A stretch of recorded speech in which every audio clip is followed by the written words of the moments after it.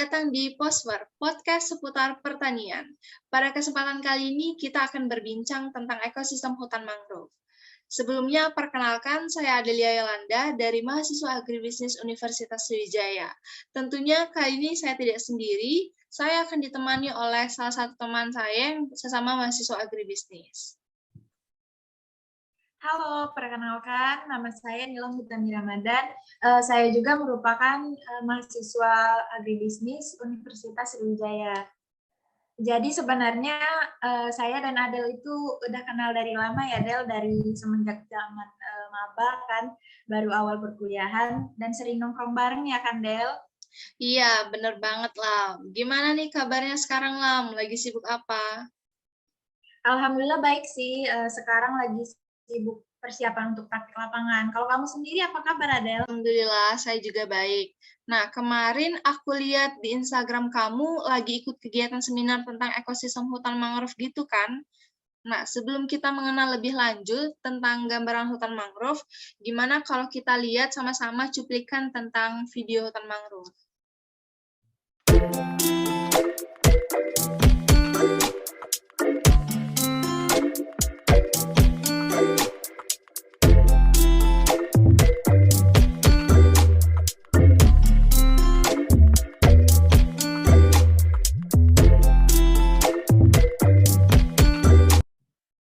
Nah, sudah kita sama-sama saksikan tadi gambaran tentang hutan mangrove. Sekarang kembali ke Nilam. Gimana sih Nilam, menurut kamu tentang hutan mangrove itu? Sepertinya kita udah nggak asing lagi ya kalau mendengar tentang hutan mangrove. Terlebih lagi kita kan tinggal di Indonesia yang kaya akan kekayaan alamnya. Ya, jadi kalau menurut saya, hutan mangrove sendiri adalah salah satu ekosistem hutan dengan kelompok tumbuhan yang dapat hidup di daerah dengan kadar garam yang tinggi.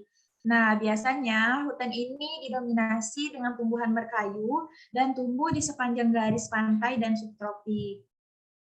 Berarti ekosistem mangrove itu hampir sama dong dengan ekosistem pantai.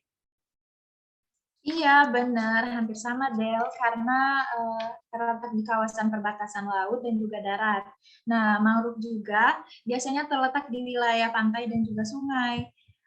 Oh iya, ekosistem ini punya ciri khas loh dari ekosistem lainnya. Oh ya, emang ciri khas ekosistem mangrove itu seperti apa?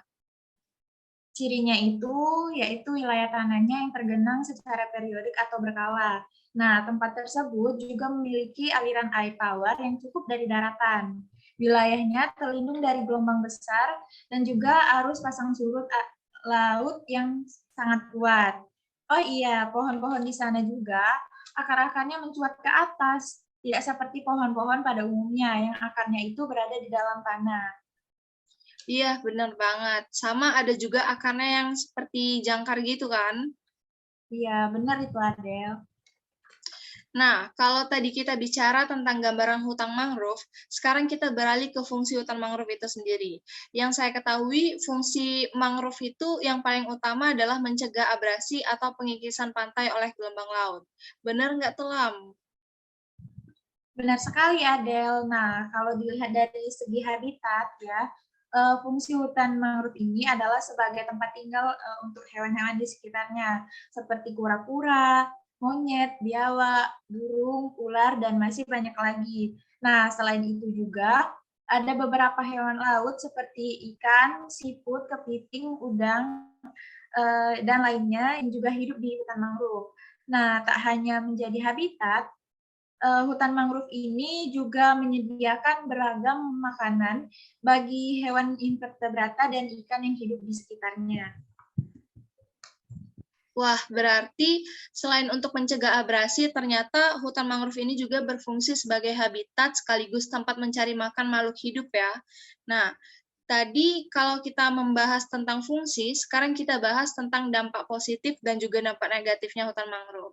Gimana tuh, Lam? Karena setahu saya kan hutan mangrove itu gambarannya itu banyak sampah gitu.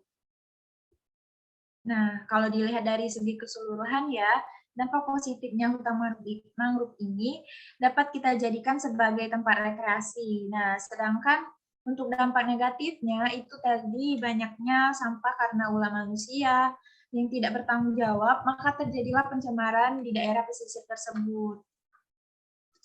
Nah, mungkin bisa dijadikan pelajaran ya untuk kita semua untuk tidak membuang sampah sembarangan dan juga menjaga kelestarian lingkungan. Sebagai penutup nih untuk teman-teman yang nonton bisa mendapatkan tips atau cara untuk melestarikan hutan mangrove, terutama untuk kita juga nih sebagai mahasiswa pertanian. Oke, jadi ada beberapa cara yang dapat kita lakukan untuk melestarikan hutan mangrove ini.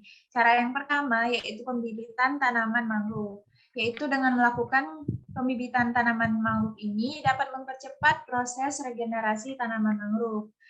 Terus yang kedua, ada restorasi hutan mangrove.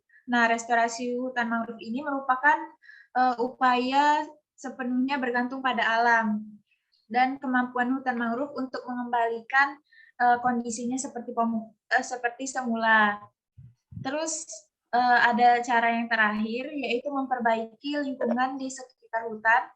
Polusi air dan tanah bisa merusak ekosistem hewan darat maupun hewan laut.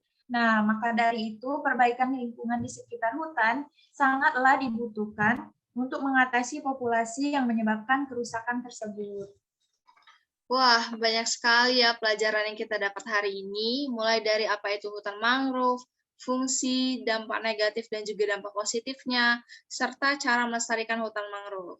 Semoga dapat bermanfaat bagi saya dan teman-teman yang menonton podcast ini. Saya Adelia Yolanda. Dan saya Nila Mutami Ramadan. Pamit undur diri. Terima kasih sudah menonton. Terima kasih.